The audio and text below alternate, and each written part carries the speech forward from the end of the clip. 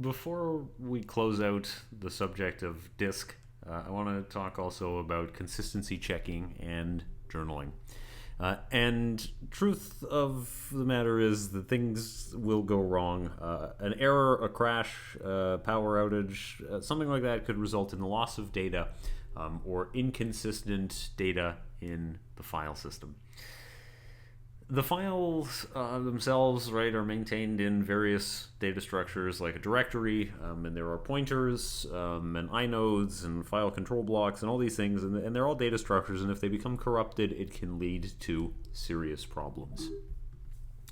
And we could check for inconsistent data periodically, like on system boot up, and some operating systems actually do that, right? They might do an express version.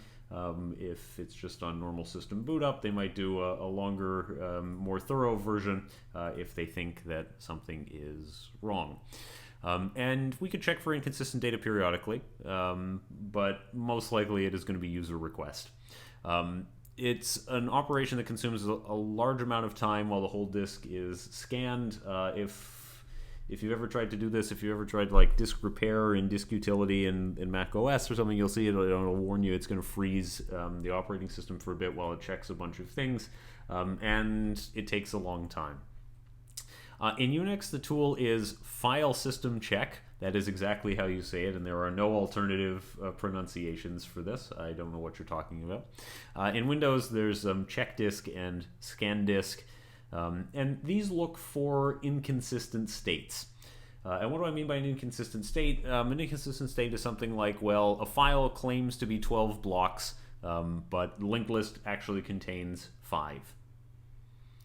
It's going to attempt to repair the data structures as is appropriate, but what you consider a repair might not be exactly the same thing as what the operating system is going to offer as its version of repair, because you might say, well, what I want you to do is find the missing blocks of my data, but what the operating system might do is say, well, actually no, the file should be 5 blocks. Now it's consistent. I mean, it's consistent. You're not happy, but it's consistent.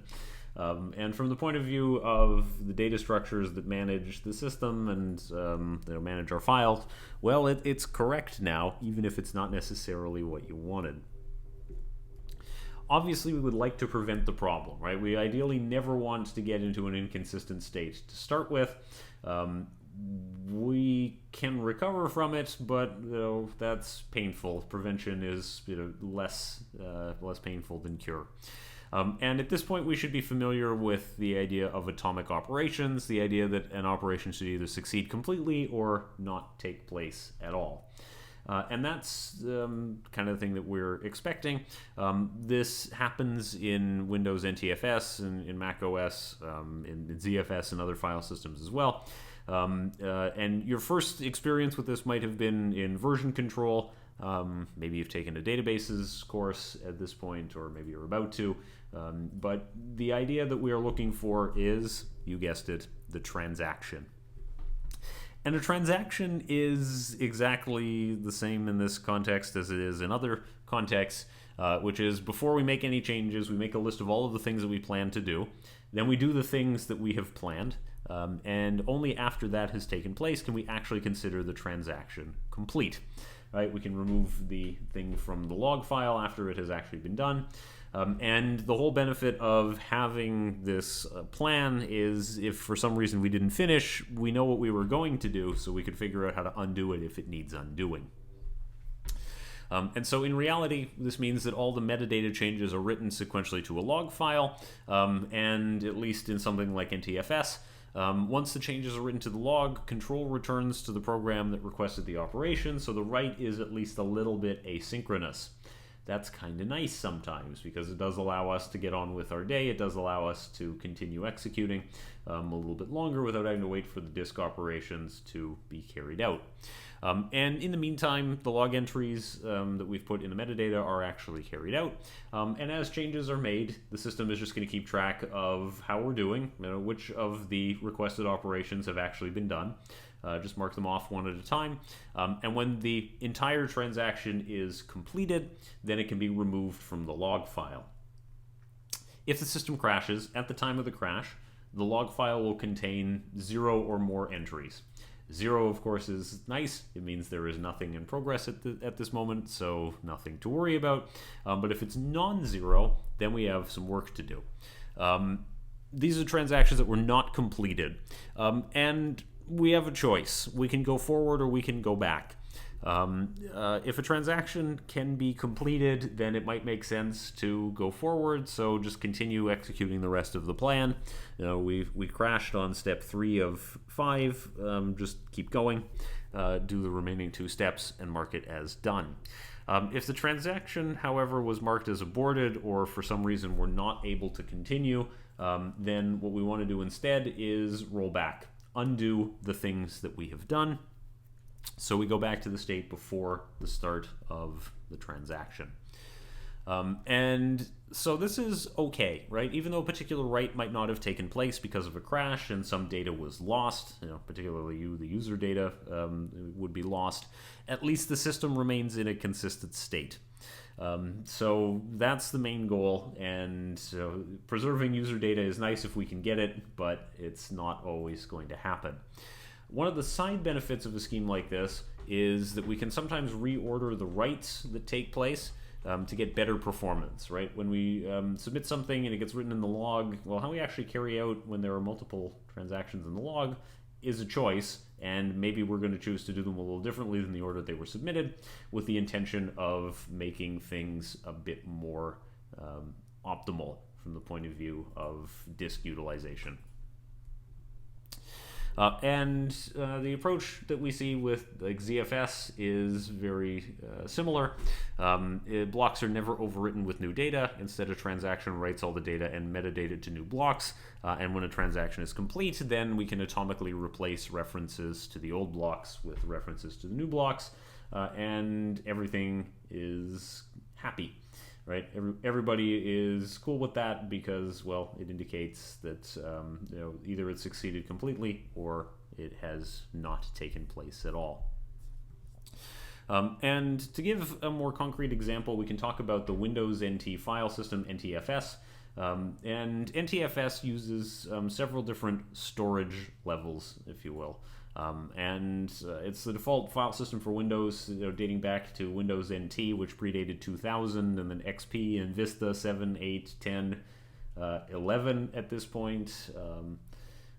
One may presume there will eventually be other Windows with higher numbers, but we'll see. So what's up with this? So there are sectors, clusters, and volumes. And a sector is the smallest physical storage unit on disk, and it usually corresponds to about 512 bytes. A cluster is what we talked about before in file allocation, which is a grouping of contiguous sectors, but NTFS always uses a power of 2. And a volume is a logical partition on disk, so it's a disk drive as far as we're concerned, and it consists of one or more clusters.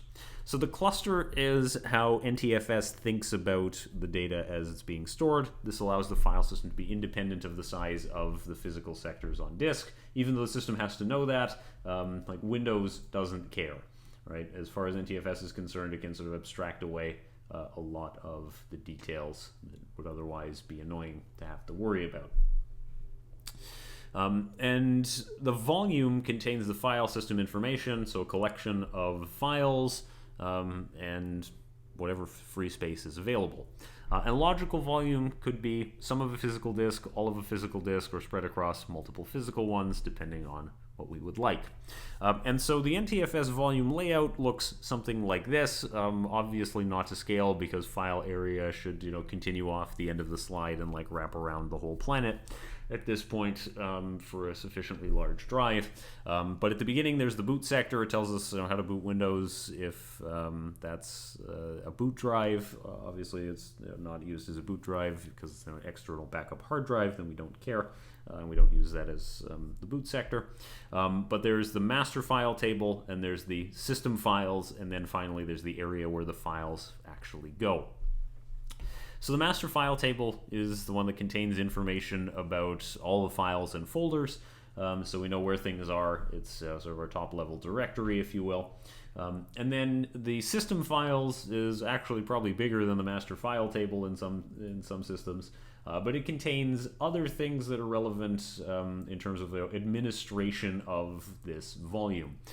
So it has MFT2, Judgment Day, a mirror of the first few rows of the MFT in case the original is damaged. Makes it a little bit easier to recover some stuff if we need. But of course, if the original is damaged, we're still having a bad time. This is just to make it slightly less bad, if that can be helped.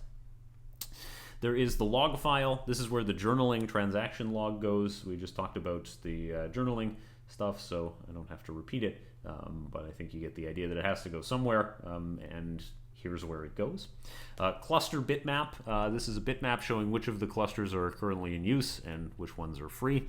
And we talked about that strategy a little earlier on as well. And then there is the attribute definition table, and this tells you about what attributes are supported on this volume. And the attribute definition table looks like this. We don't really care, don't memorize it. It's not particularly relevant. It just gives you an idea that it tells you the nature of the file system, right? Like what is included, what is not, what features are supported, and so on. So NTFS, as you can imagine, uses journaling to ensure that we have a consistent state even in the event of a crash or something else going wrong. There is a service that is responsible for maintaining this log file that's going to be used to recover. And as we've discussed, the goal of recovery is to make sure that the system maintained metadata is in a consistent state. It doesn't really care about loss of user data. This is a design decision intended to make operations faster and also simpler on the part of the work that the operating system needs to do. And as you can imagine, the implementation of journaling is not dramatically different from any other transactional approach, but what we'll actually see is 4 steps here. So number 1, record the changes in a log file in the cache. So that's step 1. We're going to make the changes in the log, and then we'll make the changes in cache. And then the cache manager flushes the log file to disk, and then only after the log file is flushed to disk, then we can actually write the volume changes out. I suspect there's a couple of reasons why we would choose to do it this way as opposed to just like skipping step 2. I think one of them is that if the modification fails for some reason in cache, then we can just throw it away without having to have done any disk writes at all. Another reason I think for doing this is it's faster. That if we modify the volume in the cache, that's faster from the point of view of user interaction or executing user-level programs, and that's better than waiting for the volume changes to actually be flushed out to disk. And in the notes, there's like a visual representation of this showing a bit more detail about the I/O manager, but the diagram has a floppy disk drive, so I'm going to say it's suspicious and unreliable. The final note that I want to leave you with about hard drives is that although we often think about them as places for permanent storage of data, they're not. Permanent is a very long time. Hard drives can and do fail. So I really want to encourage you to take backups of important data. If you use something like macOS, they make it very easy with something like Time Machine. There are Windows backup tools as well. It is definitely important. Although these days a lot of things sort of will be stored in the cloud, not everything, and sometimes you don't even want that. But more importantly, it's just really painful to lose data or lose files or even just have to reconfigure all of your settings again as a result of a hard drive crash. So please make the time, make the effort to take some backups, because your future self will definitely thank you for it. That concludes our topic about hard drives and I/O devices and that sort of thing in this course. We're going to close out with one more topic, which zooms out a little bit to talk about virtualization and containers.